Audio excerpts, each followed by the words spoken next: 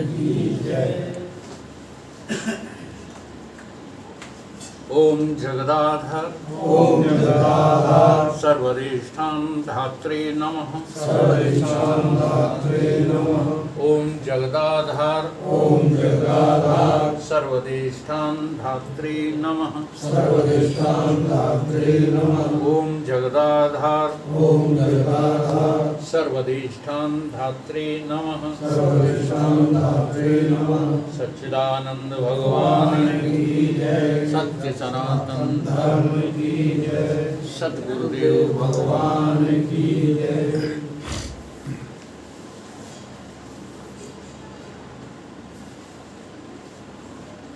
ये जो इदम करके जगत दिखता है, ये सारा का सारा जगत जिसकी वजह से चैतन्य सा प्रतीत होता है, उस चेतन के विषय में कैसे ये जड़ जगत चैतन्य सा प्रतीत होता है, आदि गुरु शंकराचार्य ने एक सूत्र दिया है समझाने के लिए। सारी प्रक्रियाएं समझाने के लिए हैं। बात तो बस वही है अंतिम कि एक मैं के अतिरिक्त दूसरी वस्तु है ही नहीं। लेकिन ये कह देने से तो मात्र तुम ज्ञानी नहीं हो गए। इसलिए वेदांत की प्रक्रियाओं पर हमें ध्यान देना चाहिए। वो कहते हैं चिद छाया प्रवेशतो बुद्धौ धी अस्ति दुविधा स्थिता एकः अहिंकृति अन्य स्यात् अंतःकरण रूपणी। चिद छाया का मतलब होता है चिदाभास। क्या समझा रहे हैं कि ये जो चेतन की छाया, चेतन का आभास है, प्रतिबिंब, जैसे शीशे में तुम्हारी शकल का प्रतिबिंब दिखाई देता है ना, ऐसे ही चिद छाया प्रवेशतो बुद्धौ। ये चेतन की जो छाया है, चिदाभास है, इसका प्रवेश जब होता है तो बुद्धि में प्रकट हो जाता है। आत्मा बुद्धि में लगने लगती है, बुद्धि काम करने लगती है। अब ये जो बुद्धि होती है जिसमें ज्ञान उत्पन्न हो गया, ये दो प्रकार की हो जाती है, दो भागों में बट जाती है। एक अहंकृति, अहंकृति माने अहंकार, और दूसरा अंतःकरण रूपणी, दूसरा जो है जीव भाग। भगवान कहते हैं ना गीता में, एक मेरी जड़ प्रकृति है और दूसरी मेरी पराशक्ति। एक अपराशक्ति, एक पराशक्ति जो है वो जीव है, और जीव है वो चेतनांश है, जीव जड़ांश नहीं है। तो ये दो भागों में बट गई, बुद्धि दो भागों में बट गई। अब कौन सी बुद्धि? जिस बुद्धि में चिदाभास मौजूद है। अब चेतन हर जगह है, ये बात तो हमें गुरु की विश्वास करके चलना ही पड़ेगा। जो गुरु जी कह रहे हैं, सुनो उमा ये अनुभव अपना, हाँ, हर व्यापक सर्वत्र समाना। ये भगवान शंकर सदगुरु बन के कह रहे हैं कि परमात्मा क्या है। चर्चा चल रही थी कहाँ मिलेंगे परमात्मा। तो कोई कह रहा था वहाँ चलो, क्षीर सागर में चलो, कोई कह रहा था कि नहीं अभी लक्ष्मी जी के साथ मिलेंगे। शंकर जी ने कहा सब बेकार की बातें हैं। भगवान कहाँ मिलेगा? हर व्यापक सर्वत्र समाना। प्रेम तक प्रकट हुए में वो तो सर्वत्र है। तो ये अपनी बुद्धि से बात को निकालनी नहीं है। और एक बार तुम अपनी बुद्धि में ये बात जमा लो कि परमात्मा सर्वत्र है तो मेरी बुद्धि में भी तो है, नहीं है? बिल्कुल है। अब कोई गलत काम करोगे परमात्मा की दृष्टि में? अगर परमात्मा को तुम सबसे अधिक सत्तावान, ताकतवान मानते हो, बलवान मानते हो, तो कोई गलत काम कर पाओगे? हैं? अब परमात्मा सर्वत्र है ये वाणी से कहते भी रहते हो और गलत काम करते भी रहते हो, इसका मतलब है कि तुमको परमात्मा सर्वत्र लगता ही नहीं। सीधी सी बात। परमात्मा यदि सर्वत्र लगे तो फिर मेरे द्वारा कोई गलत काम हो ही नहीं सकता। तो ये ज्ञान जो है सर्वत्र परमात्मा है, इसको विश्वास में अभी लाओ, ज्ञानी ना बन जाओ। नहीं तो हम विश्वास में ले नहीं पाते बात को, और ज्ञानी पहले बन जाते हैं कि हम जान गए। कि क्या जान गए? कि परमात्मा सब जगह है। ये कहते ही रहते हो। हमारे गुरुदेव ने एक जो है ये पुरुष जी ने छंद लिखा, ईश्वर को व्यापक कह करके ऊपर को हाथ उठावत। अच्छा, ईश्वर व्यापक है तो उधर क्यों हाथ उठाते हो?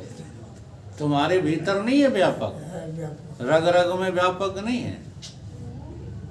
तो अब इस बात को समझने के लिए देखो, दो भागों में, एक अहम भाव और एक अंतःकरण।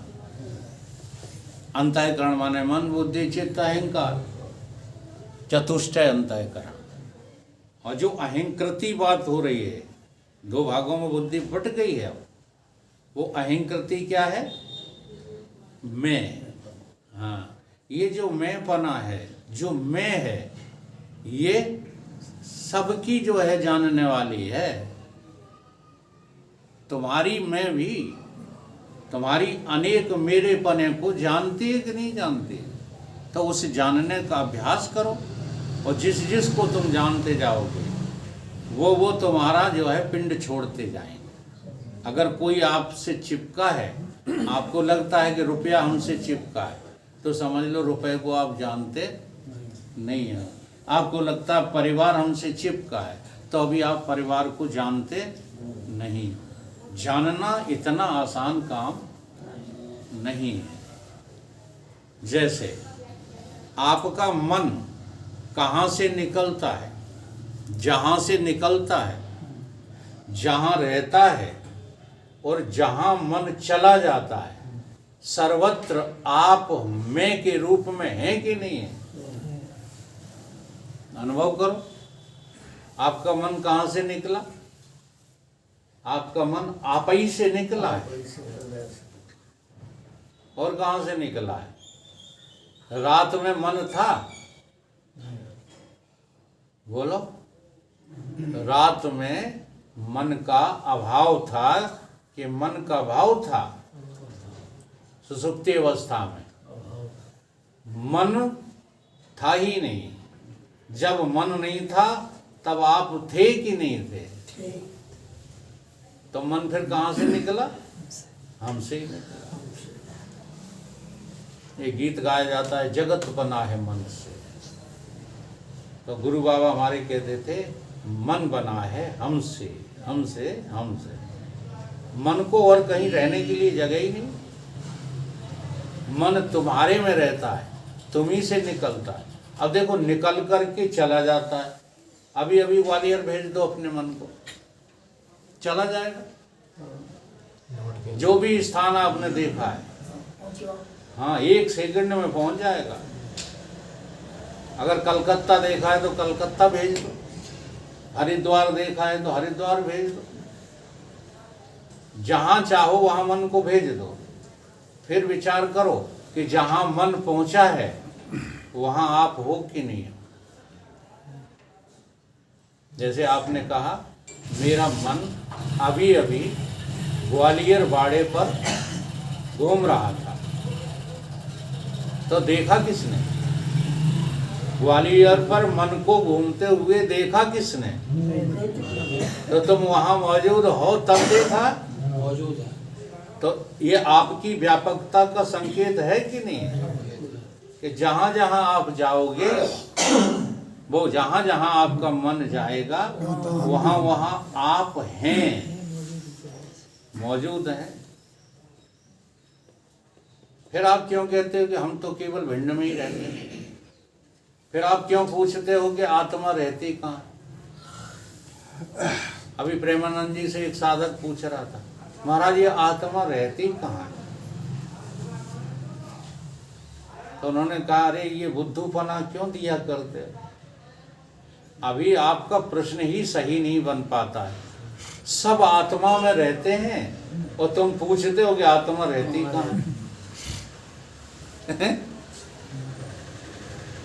तो ये बात इसलिए पूछते हो कि आपने कोई साधना नहीं की है, केवल आपके पास बुद्धि का बल है, और बुद्धि के बल से जो है आप सारे शास्त्रों को पढ़ा करते हो, याद किया करते हो और उल्टा सीधा व्याख्यान किया करते हो। थोड़ा सा जो है विचार किया करो दृष्टांतों के द्वारा। अभी आप यहाँ बैठे हो, चलो उदाहरण पहले जड़ वस्तुओं का लेते हैं, शरीर का बाद में लेंगे। घट आपका रखा है, घट माने घड़ा, तो घट आकाश में ही रखा है कि आकाश से बाहर? आकाश में। अच्छा, अब घट के भीतर भी आकाश है कि नहीं है? इसलिए आप आकाश को उपाधि देकर घटाकाश बोलने लगते हो। अच्छा, ये घर कहाँ बना हुआ है? आकाश में। ये भी आकाश में बना हुआ है। इस घर के भीतर आकाश है कि नहीं है? है? तो इसको क्या बोलने लगे? मठाकाश। अब देखो आकाश बट रहा है क्या? नहीं। फिर बटासा क्यों लगता? घट में घटाकाश, मठ में मठाकाश। और बड़ी चीज में ले जाओगे तो उसकी उपाधि के अनुसार बोलने लगोगे। किसी छोटी चीज, गिलास में है आकाश कि नहीं? और गिलास के बाहर है, तो इसे गिलासाकाश बोल सकते हो। तो बोलते भले रहो, लेकिन अंदर बाहर भीतर सब जगह आकाश ही आकाश है कि नहीं? तो आकाश तत्व व्यापकता का उदाहरण है, लेकिन आकाश चेतन नहीं है।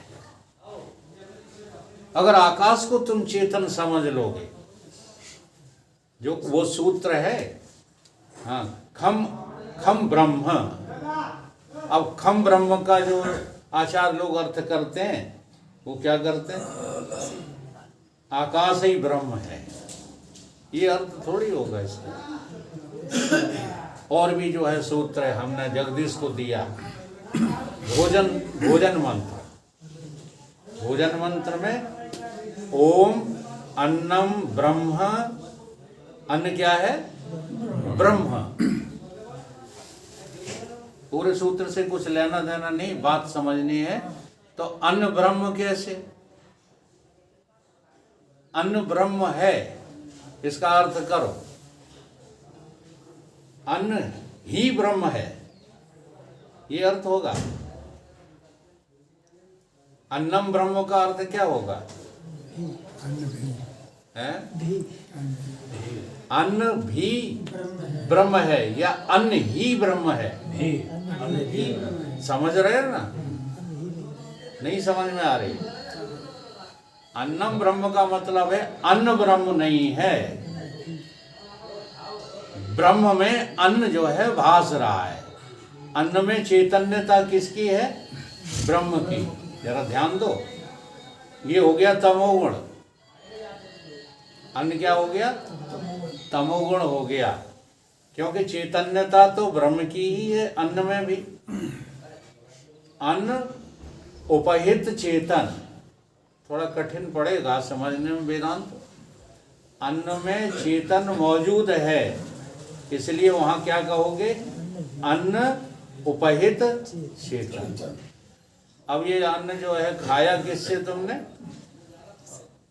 कौन सी इंद्री से खाया? रसना इंद्री से। तो रसना में ब्रह्म है कि नहीं है? बोलो। रसना में चैतन्यता किसकी है? चेतन की। रसना स्वयं में चेतन नहीं है।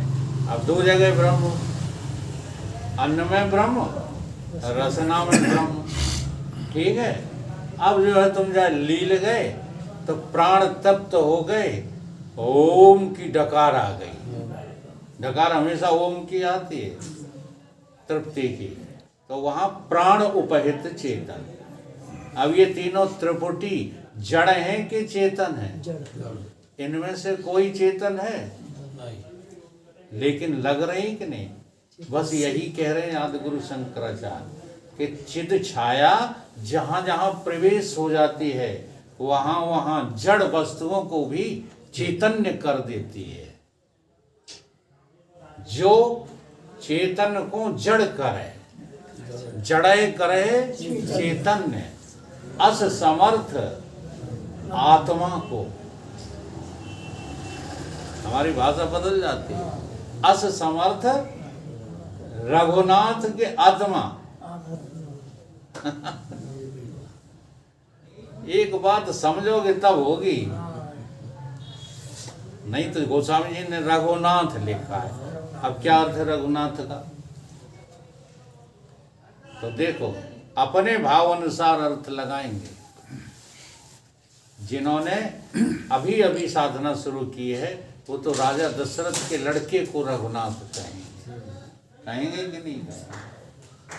और थोड़ी आगे बढ़ गई है साधना जिनकी, तब वो कहेंगे हम तो शून्य में चले जाते हैं, तब राम जी के दर्शन होते हैं। तो उनके लिए राम भावुक हो गए, भाव के राम हो गए। अब वो राम नहीं रहे, राजा दशरथ के लड़का, भाव के राम हो गए। और योगी के पास चले जाओगे तो वो कहेंगे कि मेरे अंदर तो एक ज्योति जल रही है, वही राम है, ज्योत स्वरूप राम हो गए। तो राम इतने हैं क्या? और परमहंस के पास जाओगे, हाँ हम संगाती के पास, तो वो कहेगा बता दो कौन सी जगह खाली है राम से, कहो सो कहाँ जहाँ राम नहीं। तो कौन से राम सत्य है? व्यापक राम सत्य है, बाकी राम है तो मना नहीं है। और इसी को जो है समझाने के लिए संतों ने एक सूत्र बनाया, एक राम दशरथ का बेटा। दशरथ का बेटा कौन सा राम है? जो 10 इंद्रियों के बीच में अभी अभी मौजूद है। तुम्हारी जड़ इंद्रियां हैं। अब ये चमत्कार आप देखते नहीं हैं। ये जड़ इंद्रियां चेतन कैसे हो रही हैं? आंख में देखने की चैतन्यता, कान में सुनने की चैतन्यता। अगर चैतन्यता यहाँ से हटा ली जाए तो बहर बज्र हो जाओगे, हाँ अंधे हो जाओगे। केवल चैतन्यता, तो देखो चेतन नहीं हटा, बहुत सच्चे प्रमाण हैं। अंधा आदमी भी जीवित है, बहरा आदमी भी जीवित है, रसना से रहित आदमी भी जीवित है। 5 इंद्रियों के बिना तुम जीवित हो, मर जाते हो। इंद्रियां मर जाती हैं। तो क्या सिद्ध हुआ इससे? कि तुम्हारी चैतन्यता का जहां जहां प्रवेश है सो चेतन सा दिख रहा है, हो रहा है। जड़ करे चेतन, और जो चेतन को जड़ करे। अब ये चेतन है वो तुम्हारी दृष्टि में जड़ हो गया कि नहीं हो गया? कैसे हो गया? जब रुपया चेतन हो गया तो भगवान क्या हो गया? जड़ हो गया। जब संबंध चेतन हो गए तो भगवान क्या हो गया? देखो जड़ता उसी को कहते हैं, स्वीकार करो या ना करो, जिसकी हमें जरूरत नहीं, जिसकी मुझे जरूरत नहीं है वो है जड़, उसका नाम जड़ है। तो भगवान अभी मेरी दृष्टि में चेतन है कि जड़ है? सोच विचार की बात किया तो भगवान अभी जड़ है, रुपया चेतन है, शरीर चेतन है, प्राण चेतन है। बस इसी की जुगाड़ में तो लगे रहते हो हैं। अच्छा भरोसे की बात कर रहा हूं। मैं प्रक्रिया की बात नहीं कर रहा हूँ। कौन सी प्रक्रिया से आपका स्वास्थ्य ठीक होगा इसकी बात नहीं कर रहा हूँ, मैं भरोसे की बात कर रहा हूँ। डॉक्टर पे ज़्यादा भरोसा है कि भगवान पर?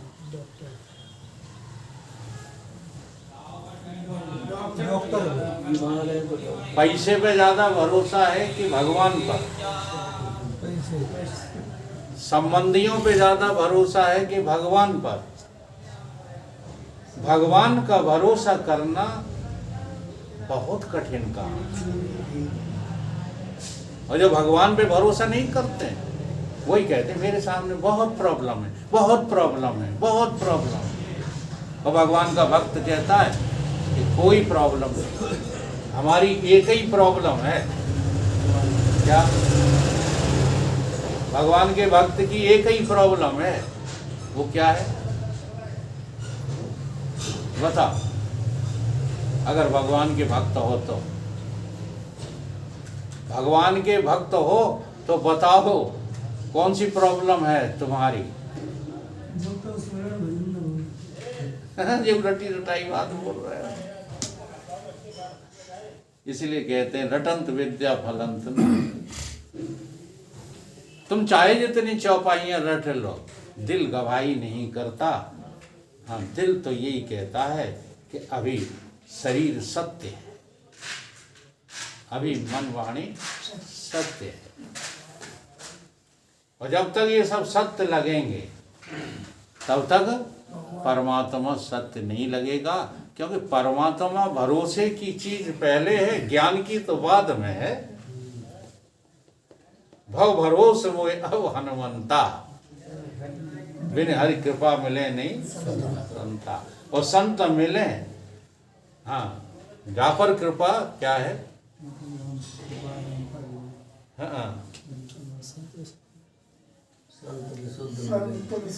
हाँ, जब कृपा करके प्रभु देखते हैं, राम कृपा कर चितवाएं संत विशुद्ध। तो भरोसा किस पे करोगे? भगवान पे भरोसा करने से संत मिलेंगे, या अगड़ी पगड़ी बांधे हो, लाल कपड़ा पहने हो, तिनके पीछे नाक रगड़ते फिरो तब संत मिलेंगे? बड़ी जो है मोटी बातें हैं ये। जिन शास्त्रों को तुम पढ़ते हो उन्हीं का उल्लंघन करते रहते हो, कभी उनका पालन करते ही नहीं। नहीं तो एक भरोसा परमात्मा का करो।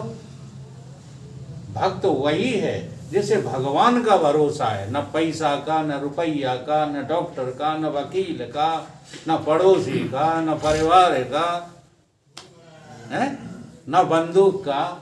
अब कमाल की बात देखो, हैं को कई भगवान के भक्त हैं, ये बड़ी भक्ति करते हैं, तो ये बछफेरा वाले का संग है, कई ये इनके गार्ड हैं, वो है। अब ये रक्षा करेंगे तो भगवान क्या करेगा फिर तुम्हारा? तो है भगवान पे भरोसा? भगवान, हम ये कतई नहीं कह रहे कि जब राष्ट्र से जो है युद्ध छिड़ जाए तो तुम भगवान के भरोसे बैठे रहो, ये बात मैं नहीं कह रहा हूं। सही है। युद्ध भी करो तो भगवान का भरोसा करके करो कि हम जीत के ही आएंगे, हमें हराने वाला कोई, क्योंकि हमारे साथ बड़े बड़े आश्चर्य होते हैं। एक बार की घटना है, पता नहीं है इन फौजियों को ज़्यादा याद होगी, मैंने तो केवल पत्रिका में पढ़ लिया था कि एक देवी का मंदिर था और उसे शायद किसी फिल्म में भी दिखाया है। हाँ, वो एक देवी का मंदिर था, तो वहाँ जितने सैनिकों की ड्यूटी लगी थी वो ये कह रहे थे कि आज देवी मैया ही हमारी सहायक हैं। तो वहाँ पर एक उन्होंने बम डाल दिया तो सब कुछ ध्वस्त हो गया और मंदिर ज्यों का त्यों बना रहा। वो मंदिर आज भी है, अब कौन सी जगह है, कहाँ है, राजस्थान में हाँ, ये मुझे पता नहीं है। और शायद वो दृश्य उसमें दिखाया है, बॉर्डर फिल्म में दिखाया भी है। तो भरोसा किसका करना? भगवान का, क्योंकि वो चेतन सबको चैतन्य कर रहा है। अब वो इसी तरह चेतन कर रहा है, एक अहम के रूप में और दूसरा जो है जड़ अंतःकरण के रूप में। अब जड़ अंतःकरण तुम्हारे शरीर में ना हो तो फिर